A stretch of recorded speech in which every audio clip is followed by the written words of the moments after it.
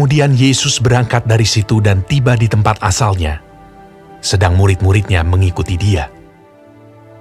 Pada hari Sabat, ia mulai mengajar di rumah ibadat, dan jemaat yang besar takjub ketika mendengar dia, dan mereka berkata, Dari mana diperolehnya semuanya itu? Hikmat apa pulakah yang diberikan kepadanya? Dan mujizat-mujizat yang demikian, bagaimanakah dapat diadakan oleh tangannya? Bukankah ia ini tukang kayu? Anak Maria, saudara Yakobus, Yoses, Yudas, dan Simon? Dan bukankah saudara-saudaranya yang perempuan ada bersama kita? Lalu mereka kecewa dan menolak dia. Maka Yesus berkata kepada mereka, Seorang nabi dihormati di mana-mana, kecuali di tempat asalnya sendiri, di antara kaum keluarganya dan di rumahnya. ia tidak dapat mengadakan satu mujizat pun di sana, kecuali menyembuhkan beberapa orang sakit dengan meletakkan tangannya atas mereka. Ia merasa heran atas ketidakpercayaan mereka. Lalu Yesus berjalan keliling dari desa ke desa sambil mengajar. Ia memanggil ke-12 murid itu dan mengutus mereka berdua-dua. Ia memberi mereka kuasa atas roh-roh jahat dan berpesan kepada mereka supaya jangan membawa apa-apa dalam perjalanan mereka kecuali tongkat, roti pun jangan, bekal pun jangan, uang dalam ikat pinggang pun jangan. Boleh memakai alas kaki, tetapi jangan memakai 2 baju. Katanya selanjutnya kepada mereka, Kalau di suatu tempat kamu sudah diterima dalam suatu rumah, tinggallah di situ sampai kamu berangkat dari tempat itu. Dan kalau ada suatu tempat yang tidak mau menerima kamu, dan kalau mereka tidak mau mendengarkan kamu, keluarlah dari situ, dan kebaskanlah debu yang di kakimu sebagai peringatan bagi mereka. Lalu pergilah mereka memberitakan bahwa orang harus bertobat, dan mereka mengusir banyak setan, dan mengoles banyak orang sakit dengan minyak, dan menyembuhkan mereka. Raja Herodes juga mendengar tentang Yesus, sebab namanya sudah terkenal, dan orang mengatakan, Yohanes Pembaptis sudah bangkit dari antara orang mati, dan itulah sebabnya kuasa-kuasa itu bekerja di dalam dia. Yang lain mengatakan, Dia itu Elia. yang lain lagi mengatakan, Dia itu seorang nabi, sama seperti nabi-nabi yang dahulu. Waktu Herodes mendengar hal itu, ia berkata, Bukan, dia itu Yohanes yang sudah kupenggal kepalanya dan yang bangkit lagi.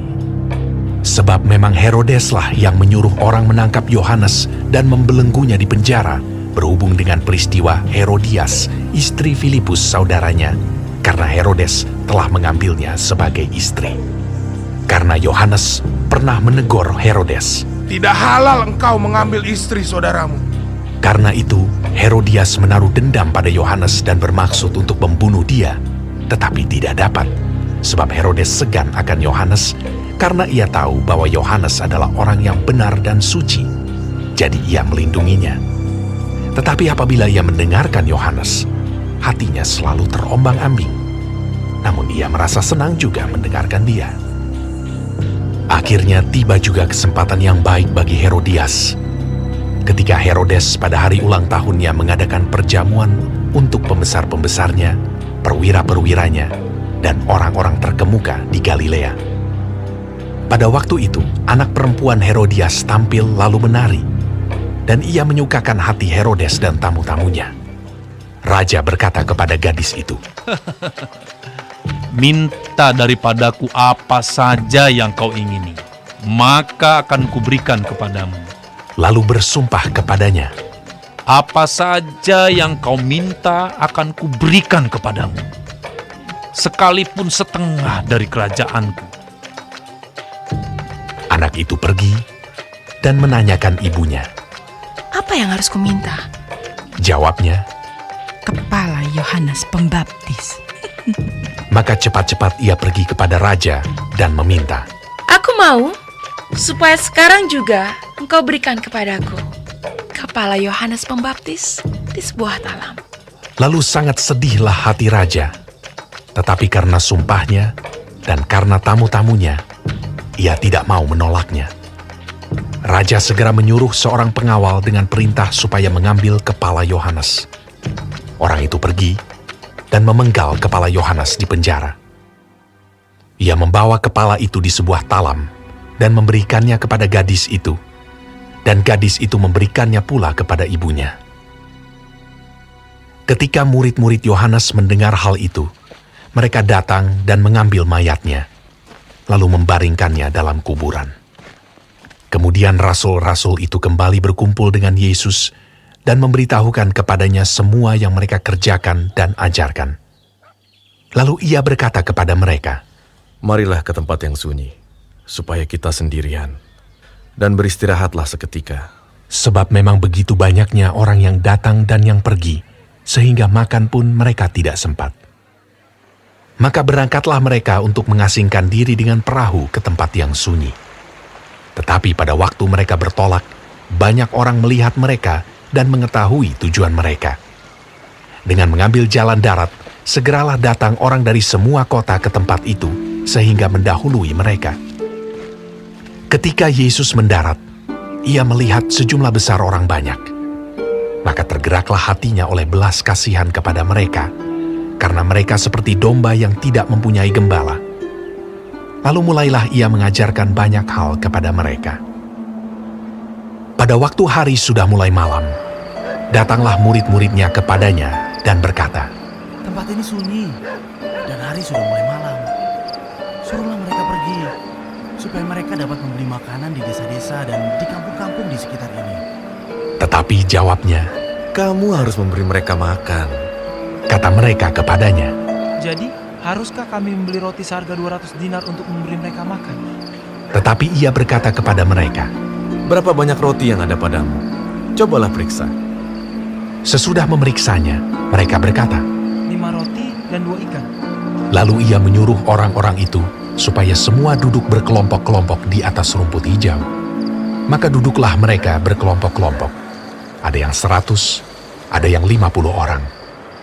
Dan setelah ia mengambil 5 roti dan 2 ikan itu, ia menengadah ke langit dan mengucap berkat, lalu memecah-mecahkan roti itu dan memberikannya kepada murid-muridnya, supaya dibagi-bagikan kepada orang-orang itu. Begitu juga kedua ikan itu dibagi-bagikannya kepada semua mereka. Dan mereka semuanya makan sampai kenyang. Kemudian orang mengumpulkan potongan-potongan roti 12 bakul penuh, selain daripada sisa-sisa ikan. Yang ikut makan roti itu ada 5.000 orang laki-laki. Sesudah itu, Yesus segera memerintahkan murid-muridnya naik ke perahu dan berangkat lebih dulu ke seberang, ke Betsaida. Sementara itu ia menyuruh orang banyak pulang. Setelah ia berpisah dari mereka, ia pergi ke bukit untuk berdoa.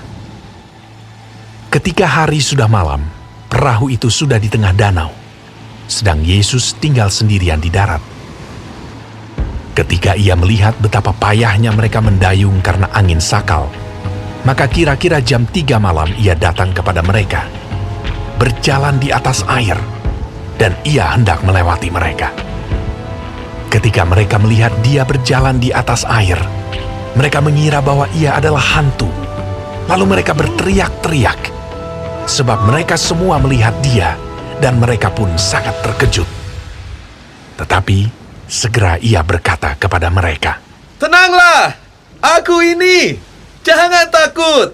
Lalu ia naik ke perahu mendapatkan mereka, dan angin pun redalah. Mereka sangat tercengang dan bingung, sebab sesudah peristiwa roti itu, mereka belum juga mengerti, dan hati mereka tetap degil. Setibanya di seberang, Yesus dan murid-muridnya mendarat di Genesaret dan berlabuh di situ. Ketika mereka keluar dari perahu, orang segera mengenal Yesus. Maka berlari-larilah mereka ke seluruh daerah itu dan mulai mengusung orang-orang sakit di atas tilamnya kepada Yesus di mana saja kabarnya ia berada. Kemanapun ia pergi, ke desa-desa, ke kota-kota, atau ke kampung-kampung, orang meletakkan orang-orang sakit di pasar dan memohon kepadanya supaya mereka diperkenankan hanya menjamah jumbai jubahnya saja. dan semua orang yang menjamahnya menjadi sembuh.